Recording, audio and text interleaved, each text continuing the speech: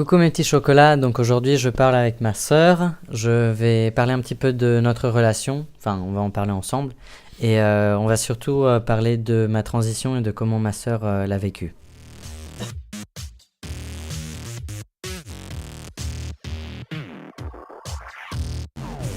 Coucou les petits chocolats. Moi c'est Naomi, la grande sœur. Alors je vais commencer par parler de mon coming out en tant que femme lesbienne à l'âge de 13 ans, savoir un petit peu comment ma sœur l'a vécu et quelles étaient ses craintes par rapport à cela. Une fois, un soir, en soi t'es arrivé dans ma chambre et c'était pas très clair, mais c'était plus ou moins je pense aimer les femmes. Et chose qui ne m'a pas surprise plus que ça, vu que quelques années auparavant, tu étais sortie avec un garçon, sur lequel il y a eu un petit bisou sur la bouche, mais qui n'a pas fait d'étincelle, et qui t'a plutôt dégoûté en plus. Du coup, je m'attendais en fait à ce que tu me sortes cette phrase un jour ou l'autre. La seule chose dont j'avais peur, c'était que à l'école, à l'époque on était à l'école européenne en Italie, et c'est des gens qui ont facilement tendance à mettre des étiquettes sur les gens et à les classer et à les juger en fait. Et c'était la plus grosse peur que j'avais, c'était que tu sois mis sur le côté et que tu te retrouves seul et sans amis à cause de ça en fait. Et malheureusement c'est ce qui est arrivé, sans qu'on puisse rien y faire en fait. Je préviens juste vite fait, on est tous les deux malades, donc voilà, je pense que c'est important de faire cette vidéo, donc je profite du fait d'être avec ma sœur. Donc oui, comme elle dit, c'est effectivement ce qui s'est passé, j'ai subi du harcèlement scolaire, mais ça m'a pas touché plus que ça, parce que je vivais d'autres choses à ce moment-là, mais bon, passons. Ensuite, il y a eu mon deuxième coming out en tant qu'homme trans, et ça c'était à l'âge de presque 19 ans. Ça a été beaucoup plus compliqué à accepter. C'est vraiment arrivé du jour au lendemain. Même si tu avais essayé de m'expliquer que tu te sentais mal à l'aise dans ton corps. Mais j'avais pas fait le rapprochement entre les deux. Et sur le coup, j'ai vraiment ressenti ça comme un besoin d'attention, en fait. Comme quoi, tout le monde avait accepté le fait que tu étais une femme lesbienne. Et du coup, maintenant, il fallait un nouveau point d'intérêt pour que tout le monde se rebraque les yeux sur toi en fait.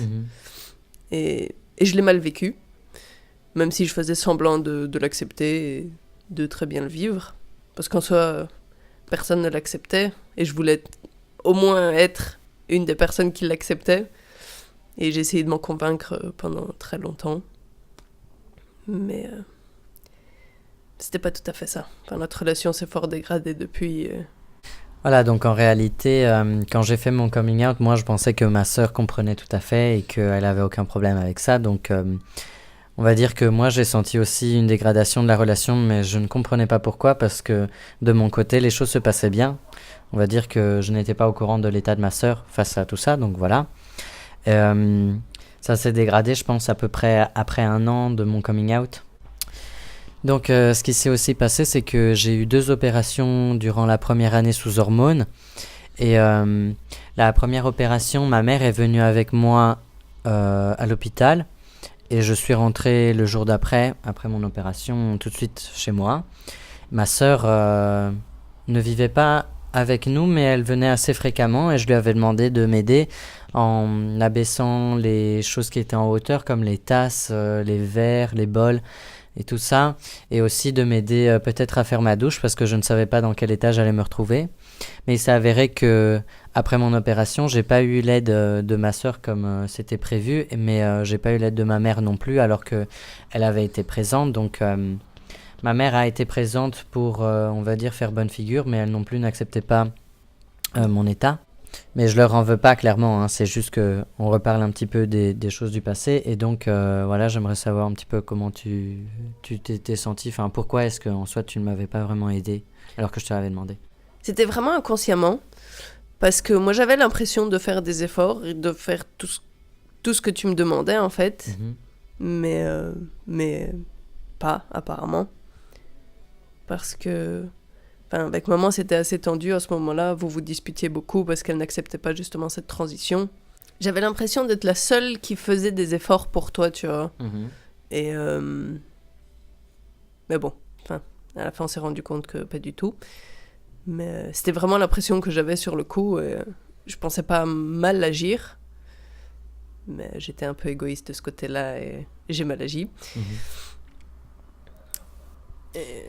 Après, il y a aussi eu la deuxième opération, mais là, on va dire que ma mère a un peu placé ma sœur dans une position où elle n'avait pas trop le choix.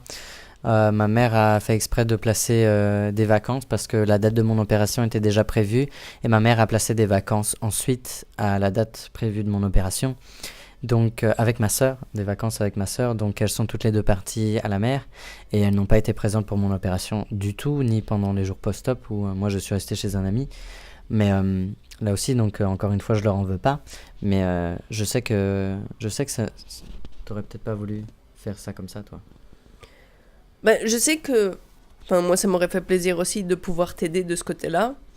Mais d'un autre côté, je n'acceptais pas encore tout à fait ta transition et j'avais l'impression que ces opérations étaient faites un peu à la va-vite, un peu trop dans la précipitation. Et après, je suis quelqu'un de très influençable. Du coup, toutes les personnes qui me disaient que c'était pas le bon choix, c'était trop rapide et tout, j'ai eu tendance à les écouter. Et du coup, je me suis un peu monté la tête un peu toute seule. Et du coup, dès que maman a placé les vacances, je considérais ma relation avec maman plus importante et plus vraie. Du coup, j'ai tendance à... Enfin, je suis partie avec maman, quoi. Je suis pas restée pour t'aider ni rien du tout. Voilà, alors après ça, il y a eu l'été. Et l'été d'après, uniquement, on a eu une vacance à 3.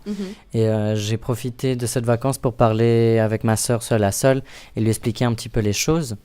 Mais à ce moment-là, il s'est aussi passé que j'ai commencé à sortir avec mon copain. Et ma sœur ne savait même pas que j'étais pas... Enfin, je me considérais pas comme hétéro, en fait. Parce que ma sœur a un petit peu arrêté de suivre mon parcours au moment où j'ai commencé ma transition. Donc, j'ai jamais pu évoquer avec elle mes changements d'orientation sexuelle.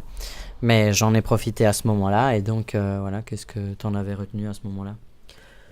Bah, j'essayais de comprendre ta façon de voir la vie en soi. Parce que oui, enfin, on est parti d'une femme lesbienne à un hétéro-trans, à un trans-gay.